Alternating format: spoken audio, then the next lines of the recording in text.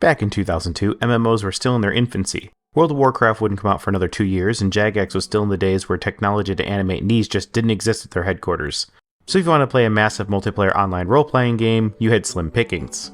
But then from the good people at CyberConnect 2, we're given a little game that some of you probably have heard of if you're over the age of 30. And if you're under that age, you're probably scratching your head when I say the name .hack. 'Cause I know I'll hate you when you are old and gray. .hack was more than a game. It was a media franchise with anime, supplemental material galore. It was an experience. To properly consume .hack, you had to approach it in a very specific manner to get the most enjoyment and understanding out of it. And admittedly, that may have turned some people off of it, but for those who were brave enough to venture in, you were given a treat that was quite savory and delectable. As the title of the video stated, this is basically Sword Art Online from back in the day. It feels like every one of these videos I sound more and more like an old grandpa. .hack Confection released on the PlayStation 2 in 2002 in Japan and 2003 in North America, and it sort of borrowed the same approach that PlayStation 1 did for larger games, and that was to break it up into several discs, which was mostly unheard of for the PS2, and it was one of the few games to do it. It was split into 4 volumes that you needed to play back to back to fully get what's going on. Your save data from the previous game would carry over and you could continue where you left off. The only downside was you had to wait for the next entry release a few months later to continue your adventure.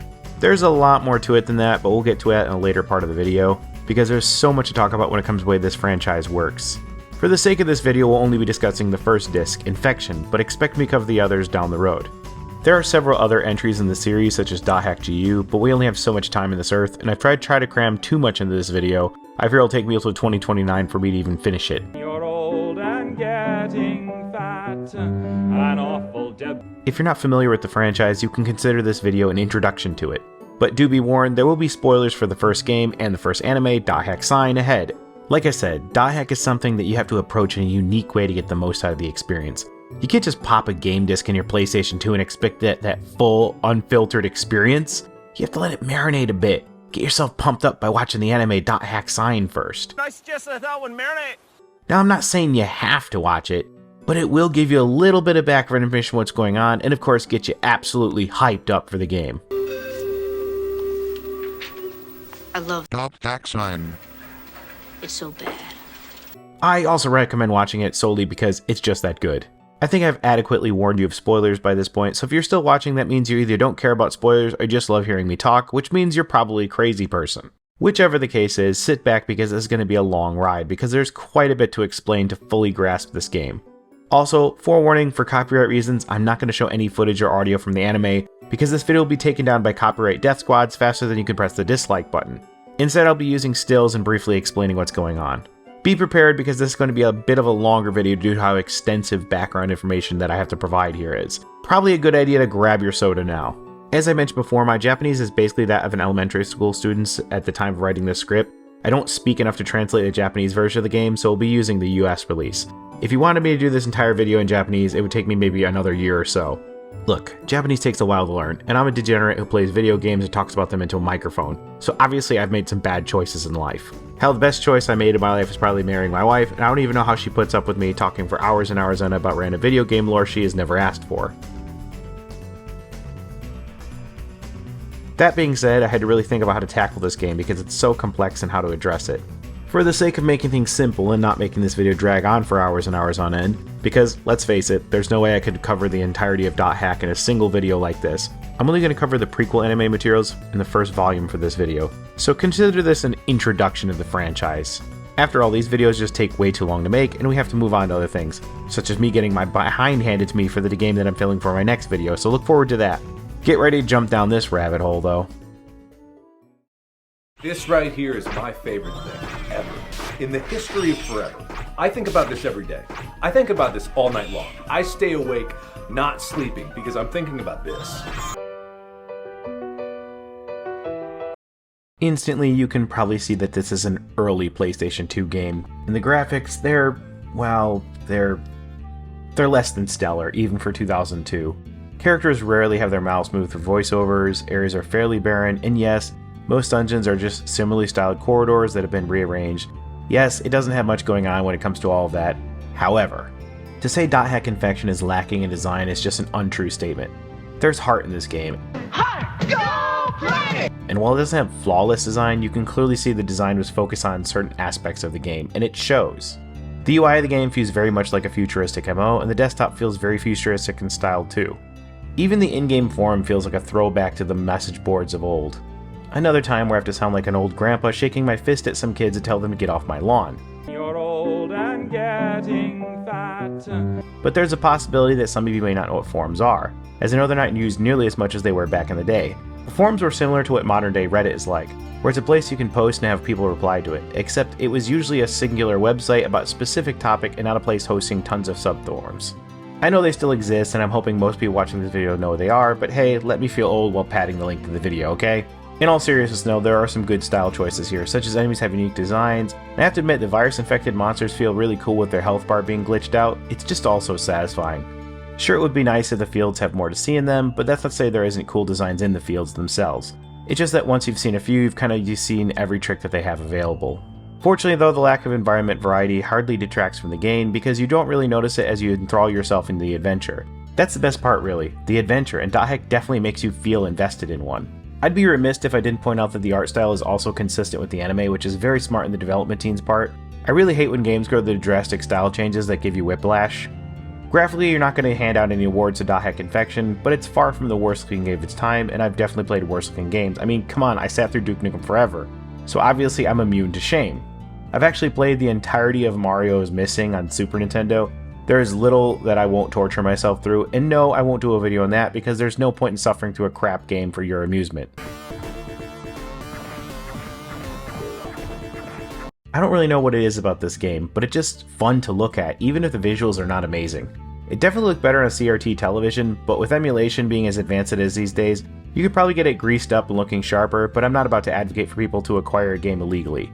If you track down a legit copy and want to pop it into an emulator though, be my guess. Honestly, the best part about this game, and the best thing it has going for it, is it does indeed feel like you're playing an MMO, even though you're not.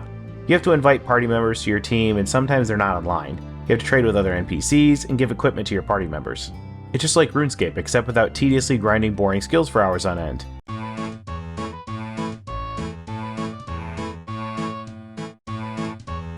There was a lot of effort put into this game design, and it shows. You're left with a nice package that might be a bit rough around the edges, but it all comes together nicely. Dot Hack Infection's best elements shine through some of its more flawed ones. But don't worry, we will get to the flaws, don't worry about that. There are definitely some things about how this game is made that will irritate the ever-living hell out of you, and might make it less approachable to new players. Overall, the design is pretty good. I mean, it's better looking than your mom, so that's something, I suppose. You don't want to be like this. This is disgusting. This is awful in every way. If I could kill it, I would. But I legally can't. But I've considered it. Dot Hack Infection at first glance is fairly complex for its time and how its game systems work, but at their core they're actually pretty straightforward, just challenging to explain. So allow this man with poor education to attempt to explain them to you. See, Dot Hack exists as a game within the game. Sort of. In this game, you're a typical computer user set in the fictional universe of a future Japan, which is ironically taking place at a time that's long since passed in the real world at the time of making this video. Within this world, you're playing a typical teenager who's playing a very popular virtual reality computer game called The World within the game. This is played up in a very interesting way because you can return to your desktop within the game to relay emails back and forth with other characters, or check on the world's message board to learn more about the story going on. There's even a news feed that tells you about what's going on in the universe outside the computer game within the game. It's really detailed and it helps bring the level of immersion that makes it feel real. I especially love how they use real-world photos of Japan in the newsfeed to really make you feel like it's authentic. It's kind of wild to me that this game from 2002 does a better job at making you feel immersed than the many of the current generation cinematic experience style games that are being pumped out like Ritalin to children in the 90s. Like, seriously, take note, this is how you do immersion. subtly, not jamming ridiculous real-world commentary that is hardly nuanced into our faces. The world is where the meat of the game is, though. You actually swap between servers within the game to access different areas, and you can get areas by popping in keywords. I won't bore you with all the details, but keyword creation is a process and you have to experiment with it to really get the hang of it. You form a party with other NPCs who take the role of other people playing this MMO with you. And just like an MMO, you only have direct control over your own character, but you can command your party members, and from my experience, they generally do a pretty good job at following instructions. Hell, they do a better job than Sheva did during Resident Evil 5, that's for sure. There's all kinds of items to master and spells to figure out, but you have to really make sure you're reading the descriptions of your abilities because the names won't make it obvious unless you speak German like I do. Because many of the abilities are in German for some reason, or butchered German in many cases. At least they didn't go the route of naming the fire ability Flammenwerfer, because that would be in very bad taste. Combat is mostly action RPG-like in that you press the X button to attack, and you press the triangle button to bring up your list of spells, items, and such that you can use, but you can press the square to give your party members instructions. At first it may seem a bit awkward, and I'll admit the controls can be a tad stiff at times, but once you get the hang of it, battles really do start to come alive. It's a simple system, but you know what they say, if it isn't broken, don't fix it.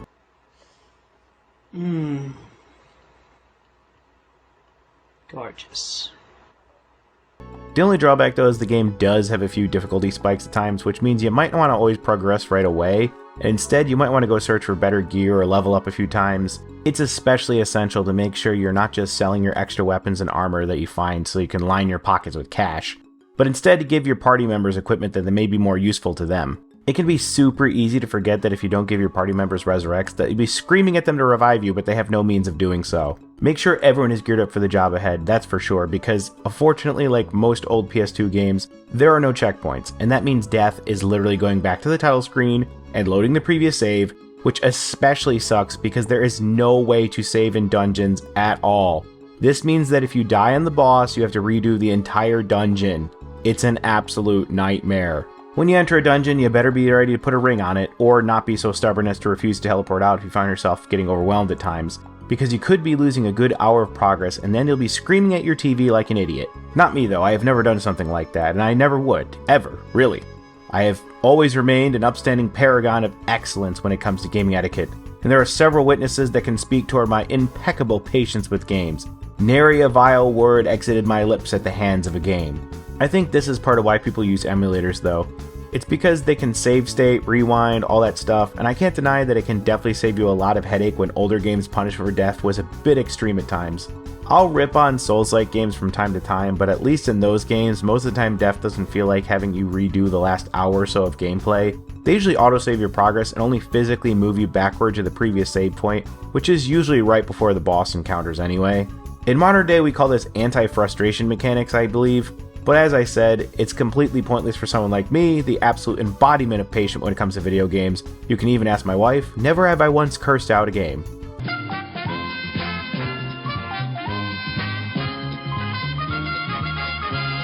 Perhaps one of the most interesting parts of the game is, well, the hacking part. Yes, I managed to get this far into a video about a game called .hack, and I'm only just now getting to the actual hacking aspect of it. I will say it's not as laughable as Watch Dogs when it comes to hacking, that's for sure. Enemies, when they reach a certain percentage of low health, will have their data protection dropped, and then you can do a super sweet data drain complete with over-the-top anime cutscene.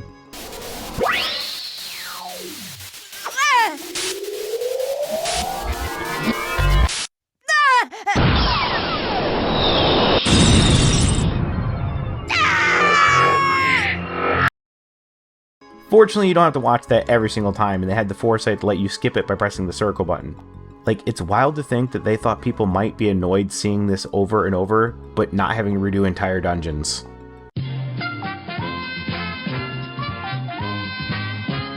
Once you drain them, you get either special items or virus cores, and you're going to need those virus cores too, because you're going to encounter certain gates when you enter keywords that are protected that can only be bypassed by gate hacking, which is going to require certain virus cores.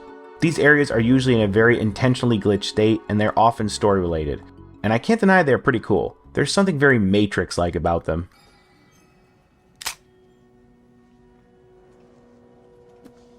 Hello? My mother and my father are angry at me. They're blaming at me. It's my fault. I admit it's my fault. I want everything about my house off the internet. When it comes to in-game mechanics, there are so many of them. This entire video could actually be just rambling how the game actually works. And while I'm sure some people would love that, I will say you really should experience it for yourself. There's just so much about how you actually play this game that I'm not even doing it justice with this nearly hour-long video. What you're left with is a fantastic game that feels pretty fun to play, albeit a little bit less polished at some points. Like, there are definitely a few encounters in the game where I'm not even certain how a player without the ability to hack the game would be able to overcome, but I think that's part of the charm at times. If you're going to try to 100% this game, you're looking at a good 30 to 40 hours of stuff to do, and keep in mind, this is just volume 1 of 4. So this is just the tip of the iceberg here. So even if you master all the spells, items, and weapons of this game, just remember you have 3 more on top of this, because your save file transfers over to the next game and you continue where you left off. Back in the PS1 days, that just meant swapping discs, but for the PS2, it meant waiting for the next installment to release, buying it, and then importing your save into it. At the time, this was a fairly unique situation, and we didn't really get many games that used this feature, and definitely not as extensively as .hack did. If this is all just a taste of the action, it definitely hyped you up for what is to come, and we haven't even talked about the story yet. The gameplay aspect of .hack Infection is not perfect. It's got a level of jank like most games of the time had, but it's a superb experience, definitely better time than your mom, that's for sure. Well, the truth comes out. I've never been autistic. I work 40 hours a week to support my parents. This has all been a trick. You have been trolled.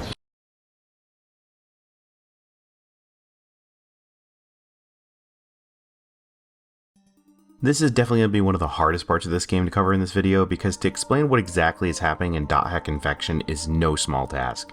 You can in theory just play the game, get a general understanding of what's happening, but you would be doing yourself a disservice to not experience it the way it was intended. I mean, you basically want to go full on nerd mode and enthrall yourself in the .hack lore if you really want to call yourself a true gamer.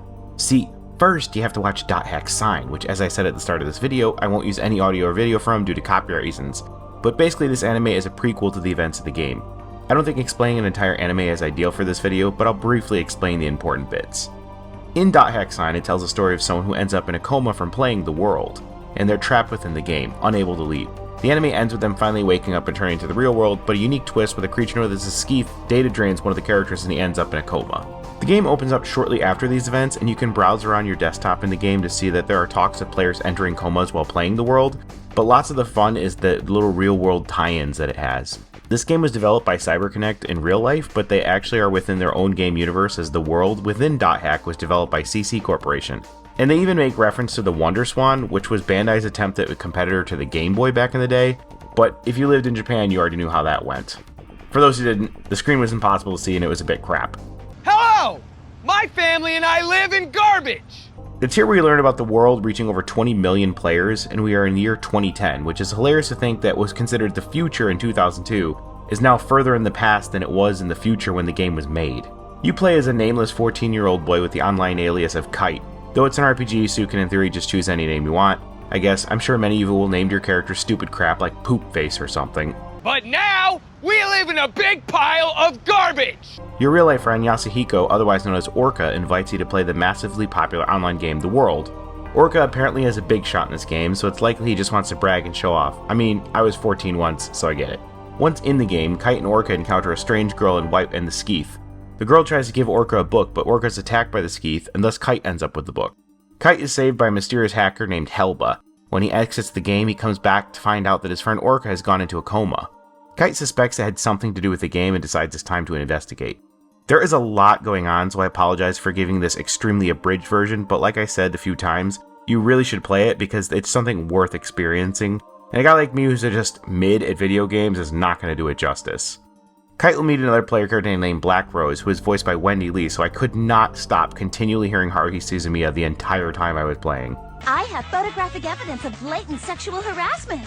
It's not until the book that Kite received earlier activates and changes his player character to have a mysterious bracelet that allows him to data drain enemies, and more or less hack the game. This causes another character named Mia and her friend Elk to take an interest in Kite. Kite will befriend a plethora of other players to help him on his journey, most of which are very interesting characters, except Pyros. Get out of here, Pyros. Seriously, no one likes you. Be gone. Eventually, Kite and his friends do track down the girl in white, who we learn is named Aura, and they arrive just in time for the skeef to split her into 3 pieces. Kite and his friends data drain the skeef, defeating it, but in true video game fashion, at the last minute, a stronger, more powerful enemy appears. Helba from the beginning of the game shows up to teleport Kite and his friends away to safety, and the game comes to an end. left only to be continued in Volume 2. This is the moment where you pop in the extra DVD from the box for the anime episode of .hack Liminality. As I've said already many times, I will have to use stills because I don't want to run the risk of this video being taken down for copyrights because I have no idea to what degree the copyright tyrants of Namco Bandai are like these days. The first episode of .hack Liminality follows Mai Manase, who has recently recovered from a coma after playing The World. Her boyfriend is somehow still in a coma and she believes the game is connected to it. It's not long until she runs into Junichiro, former director of the Japanese language version of The World, meaning that he worked at CC Corporation. Junichiro is determined to figure out why Mai managed to get out of the coma, as it's revealed that no other players have been able to get out of the coma, though it's possible he hadn't heard about what happened from the main character from the prequel anime. Reluctantly, the two team up and try to recreate the very situation that Mai and her boyfriend were when they fell into the coma, and things get dicey very quickly. However, Mai is quick and manages to pull them both out of the game just in time. The episode ends with them saying that they are certain that this is just the beginning. Man, they had no idea how accurate they were, as .hack went on to become a huge franchise spanning several games and animes. It's almost like it predicted its own success. Again, I've abridged the story to hell, but you really should give it a try because it's actually a lot more going on here, and I couldn't possibly sum up in this video without it being obnoxiously long. Well, more obnoxiously long than usual anyway. If you haven't figured out by now, I rate the story as pretty damn good. It's interesting enough to keep you wondering what will happen next, even if it isn't throwing impressive visuals at you. But then again, I grew up in the SNES era, so graphics aren't really insanely important for making a quality game after all. But hey, it's better than Double Dragon 3.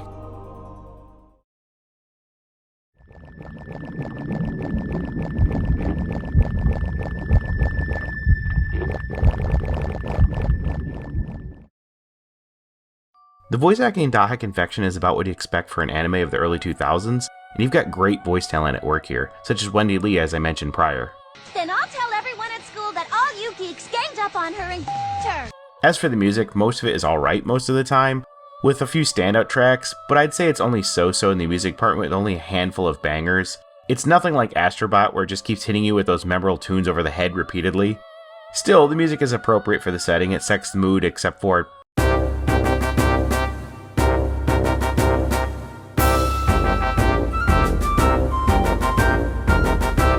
oh god, we need to talk about Pyros.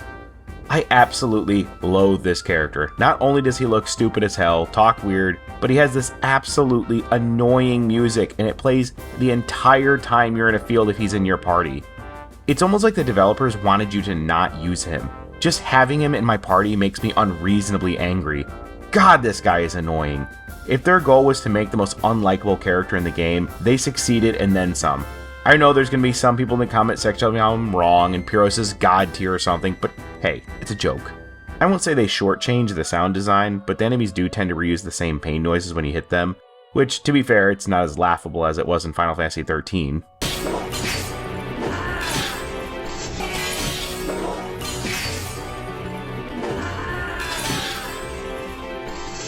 But you do get that absolutely bumping background music when you're on the desktop, so that's a plus.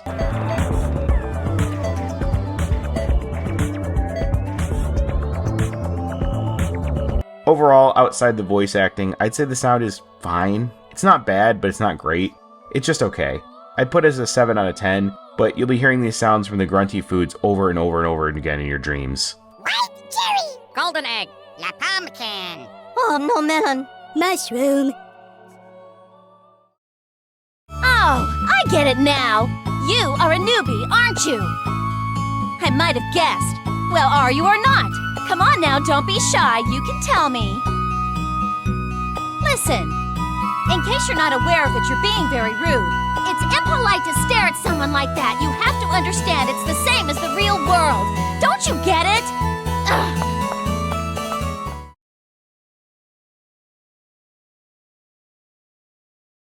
There's a considerable amount of things that you can do when you finish the game. For starters, you can grind better weapons and gear, complete the secret dungeon when you fight an incredibly cheap boss that you can data drain.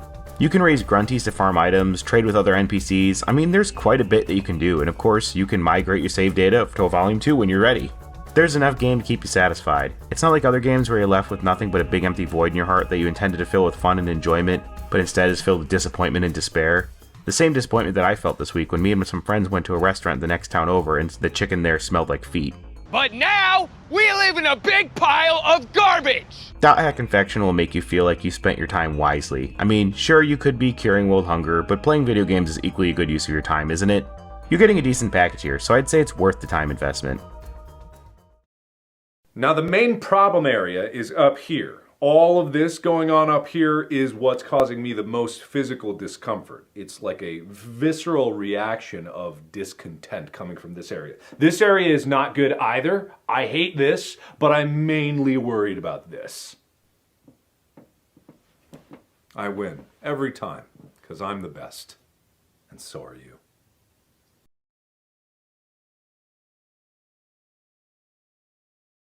If this video hasn't convinced you to give the franchise a try, then I don't know what will.